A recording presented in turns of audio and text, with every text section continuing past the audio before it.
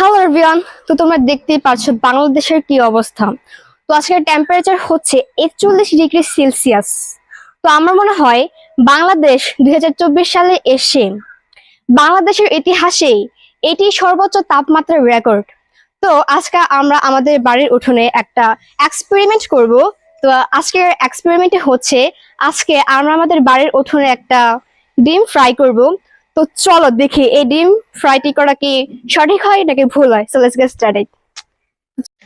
তো গাইস, এই ফ্রাই প্যানটা আমি আগে 10 মিনিট আগে এটাকে রোদ্রে গরম হওয়ার জন্য রেখে দিছি। তখন আমি তেলটাকে দিয়ে দেবো।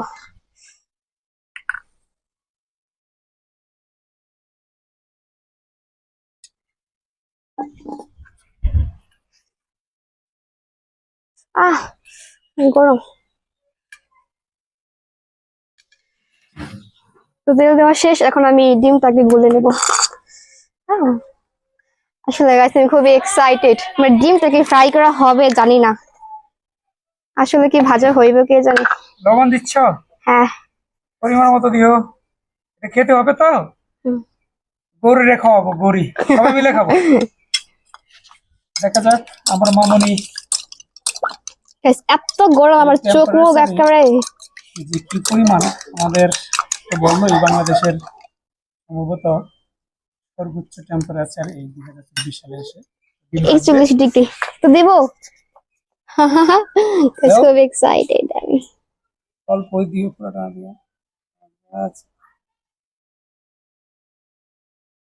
ছাড়া দিয়ে দেখো। আসলে এটা হতে একটু সময় লাগবে তো। এখন ট্রাই করলাম ফ্রাই প্যানের মধ্যে। তো আপনারা দেখতে পাচ্ছেন ডিমটার কিছু রিঅ্যাকশন হচ্ছে না। তো এখন আমরা আমাদের পাকার উপরে ডিমটা ফ্রাই করার চেষ্টা করব। তো চলো গাইস, আমাদের পাকা যে এত রোদ্রে কি পরিমাণ যে গরম। তো এই পাকার ভেতরে হাত দিলে হাতটা জ্বলে যায়। তো এখানে আমরা এখন ডিমটা ফ্রাই করবো। তো দেখি চলো কি হয়। আগে তেল দিয়ে নি।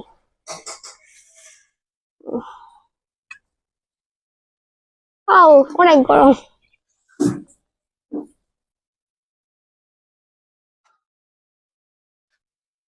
দেখি কি অবস্থা। আমার মামনি ডিম ভাজতেছে পাকার ভিতরে।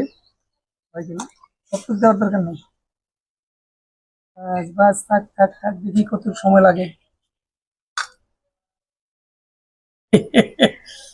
এক্সপিরিয়েন্স তো এটা হতে 10-15 মিনিট লাগবে বাবা।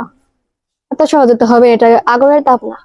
10-15 মিনিট লাগতে পারে। তবে যে যাই বলুক, অনেকেই ইতিপূর্বে অনেকেই এই তাপমাত্রার মধ্যে অনেকে ভিডিও করতেছে, ডিম ভাজার ভিডিও।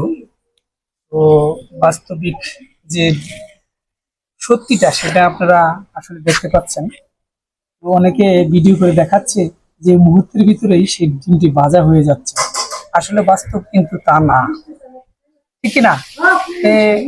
আমরাও কিন্তু সেই তদ্রুপ একদম পাকার মধ্যে আবার ফ্রাই প্যানেও আপনাদের দেখালাম।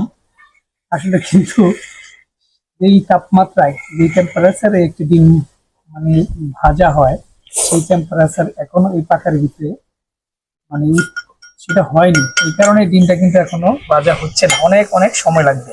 আসলে অনেকেই অনেক ভাবে ভিডিও দিচ্ছে, এরা হয়তো এডিটিং করে কিংবা কোনো মিথ্যার আশ্রয় নিচ্ছে।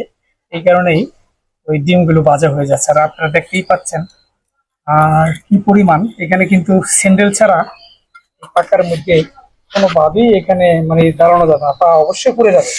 কিন্তু একটা ডিম ভাজতে গেলে যে পরিমাণ টেম্পারেচার প্রয়োজন হয় সেটা কিন্তু এই রোদ্রে সেটা উৎপন্ন হয়নি। যদিও বাংলাদেশের ইতিহাসে এই কি বলবো, 2024 সালে এসে গ্রীষ্মকালে মনে হয় সর্বোচ্চ রেকর্ড তাপমাত্রা। তাই অনেকের ভিডিওতে আমরা দেখে অনুপ্রাণিত হয়ে চেষ্টা করলাম যে দেখি আসলে বাস্তবতাটা কি। না, আমার মনে হয় কি তারা চুলার মধ্যে ফ্রাই প্যান এগুলা আগের থেকে গরম করে এনে তারপরে তারা করে ভাজে। তবে এটা আমি একটা কথা বলি, এটা হইব যদি হয় 30 মিনিট এত গরমে 41 ডিগ্রি সেলসিয়াস 30 মিনিট পরে হইতে পারে, একটু হইতে পারে আমার যতটুকু মনে হয়। যাই হোক, তবে বেশিটাই মিথ্যা।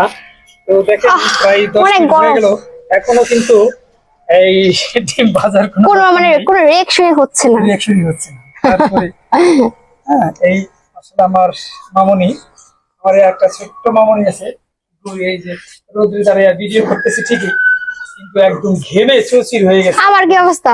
এই মামনিদের ঘামে একবারই হয়ে গেছে। থাক মামনি, আর লাগবে না, বোঝা গেল। আমাদের ডিম ভাজা চেষ্টা করলাম, তো বুঝে নিলাম যে আসলে মানুষে শুধুই আর কি ভিডিও তৈরি করে মিথ্যা বলে। আসলে ডিম ভাজা এত সোজা না, এই টেম্পারেচার কখনোই ডিম ভাজা হবে না, অনেক সময় লাগবে। তো কিছু বলবো একটু, চেষ্টা করলাম না? দেখলাম আমরা ফেল হলাম, আসলে আমরা ফেল হলাম কাজটাই। আসলে এটা বাস্তব, মানে আমরা অভিনয় করিনি।